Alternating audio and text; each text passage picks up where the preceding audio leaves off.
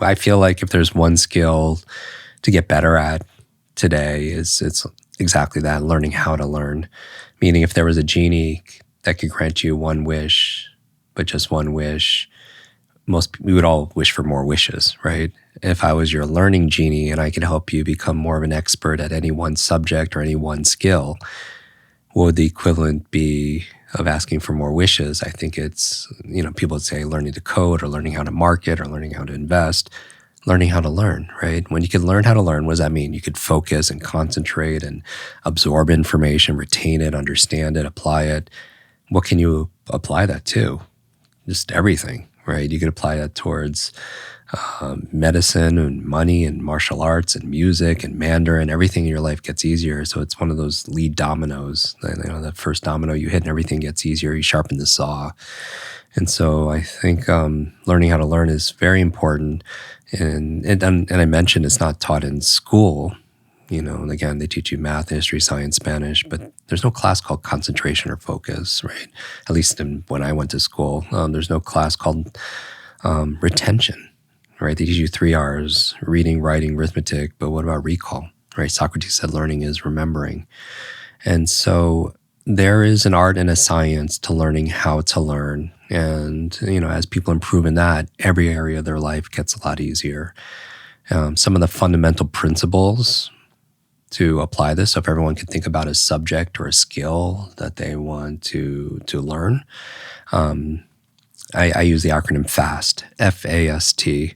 So the F is forget, which is weird from a memory coach, right? But I think one of the reasons why we don't learn as rapidly as we can is because sometimes we feel like we know the subject already. You're sitting at an event, you're listening to a podcast, you're like, oh, I know that already. And I want to remind everyone that your mind is like a parachute and it only works when it's open, right? And so temporarily setting aside what you know about a subject so you can discover something new or maybe hearing it a different way, because the half-life of information is getting shorter and shorter, right? There's always new research and new information that, that maybe we could apply towards making things better. I would also say forget about distractions. I know it's way easier to say it than to do it. We live in a world where most people are trying to multitask, and research is showing it's very difficult to do 2 cognitive activities at once, parallel, right? And so really what we're doing is task switching. And I feel like sometimes if you're trying to learn something, but then you're also on social media and you're checking Slack or you're doing something else, it's really hard. So we lose multitasking. 3 reasons why you want to monotask versus multitask. Number 1, you lose time because it could take anywhere from 5 or 10 minutes to regain your focus, right? When you're going from something to another. Number 2, we make more mistakes. People who try to multitask. We work with a lot of doctors and we know surgeons that trying to multitask during operations, they'll make more surgical errors. I mean, just think about driving and texting, right? And we're going to have more accidents.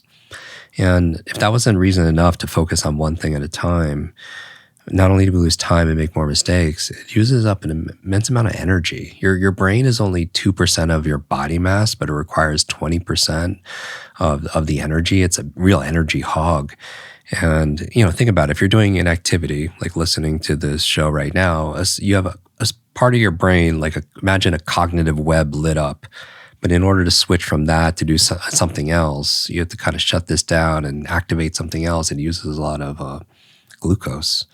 And so if people struggle with mental fatigue or brain fog, maybe people have 2 metaphorical tabs open. And even if they're minimized, it's still taking up memory, it's taking up energy to kind of keep that running. And so that's the F, is kind of forget about what you know temporarily so you could be open-minded to learn something new, and forget about, other distractions. And even if something comes in your mind, you can write it down and even schedule your rumination. If you want to worry about something, you say, okay, I'll do that at 4:00, but it just kind of frees your mind into doing that. The A in FAST is active. And I just want to remind everybody that learning is not a spectator sport. If you want to learn something more rapidly, the human brain doesn't learn best through consumption. It's not like a teacher could push information inside your head as much as you can pull it in. And it's more not consumption, more creation and co-creation. And And so I would say, how can you be more active in your learning? You could take notes, right? You can mind map things, and we teach a whole brain note-taking technique, which I think is important because there's this learning curve, but there's also a forgetting curve. That when you hear something just once, you read it or you hear it on a podcast or an event, within 48 hours, we can lose upwards of 80% of it. And so one of the ways to mitigate that is to take notes. Most people are, and I'm curious, they could post this on social media. Do they prefer handwriting notes or digital note taking? But when students are tested for comprehension and retention, handwriting notes actually leads to better results. Digital is great for storing and sharing. But how I handwrite notes is put a line right down the page, and on the left side I capture, on the right side I create. So it's kind of like on the left side I take notes, on the right side I make notes. So on the left side, this is how you read faster, this is how you remember names. These are some of my favorite brain foods, whatever. But if your attention is going to go, you're going to be distracted. I'd rather to be distracted on the right side of the page. And we write our impressions of what we're capturing. Like, how does this relate to what I know? What questions do I have? How am I going to apply this information? And it's kind of like a left brain, right brain way of whole brain way of taking notes. So that's being more active, asking questions, taking notes, making it more experiential. The S in FAST is state. And this is, again, as a coach, part of my responsibility is to remind people what they do when they're doing it really well, is that all learning is state dependent. And when I say state, I mean the emotional mood, right? The mood of your mind and your body. Because we have 3 parts of our brain, but the middle brain, you have something that looks like a seahorse, which is your hippocampus, which primary function is memory.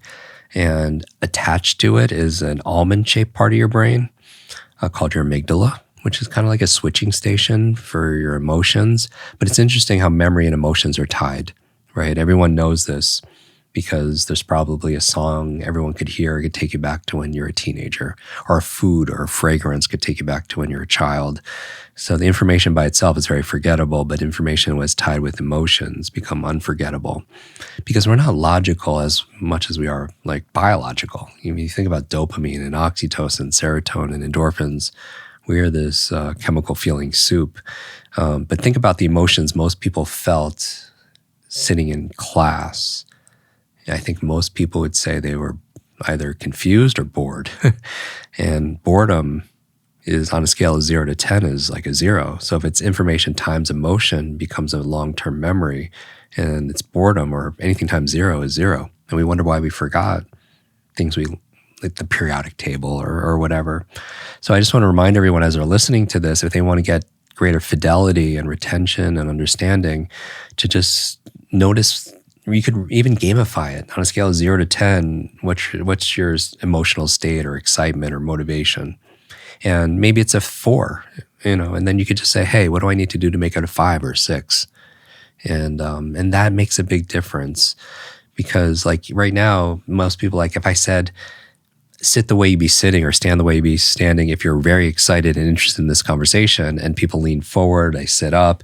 And I ask people like, why do you even have to move? Because I feel like, this is an interesting topic.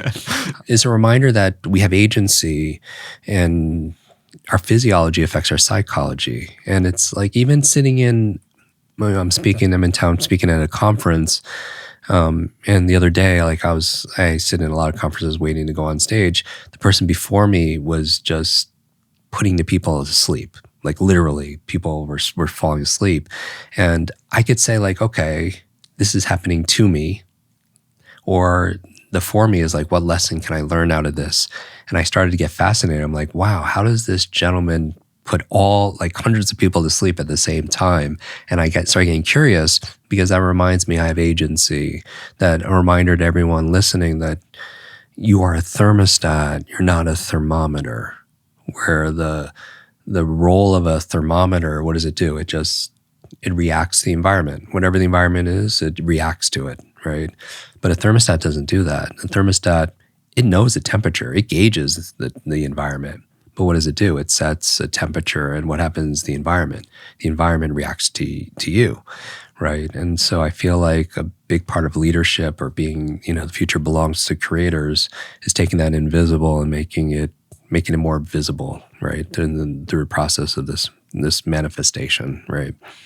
So that state, we have a to-do list.